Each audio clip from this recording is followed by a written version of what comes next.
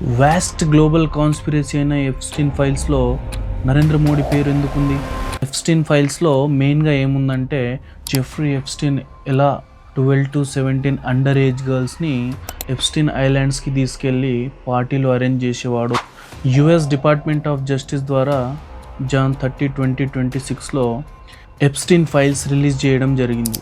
ఈ ఎప్స్టీన్ ఫైల్స్లో దాదాపుగా 3.5 million pages, 1,80,000 footages and 2,000+ videos ఉన్నాయి. Highly influential persons like Donald Trump, Bill Clinton and many more politicians and influential actors. ఇందులో కొన్ని pics ఎలా ఉన్నాయంటే లిటరల్లీ మైనర్స్ని చంపేసి తినడం జరిగింది. ఇందులో ఈ ఎప్స్టీన్ ఫైల్స్ని చూసి యుఎస్ అఫీషియల్స్ వాళ్ళ రియాక్షన్ చూడండి ఒకసారి. ఇది రిచ్ అండ్ పవర్ఫుల్ పీపుల్స్ యొక్క యానిమలిస్టిక్ ఇన్స్టింక్ట్ని బయట పెడుతుందన్నమాట. డైరెక్ట్లీ నరేంద్ర మోడీ గారి ఇన్వాల్వ్మెంట్ ఇందులో లేదు. ఇజ్రాయెల్ టూర్ అనేది యుఎస్ ప్రెసిడెంట్కి బెనిఫిట్ అయినట్టు అందులో మెన్షన్ అయి ఉంది.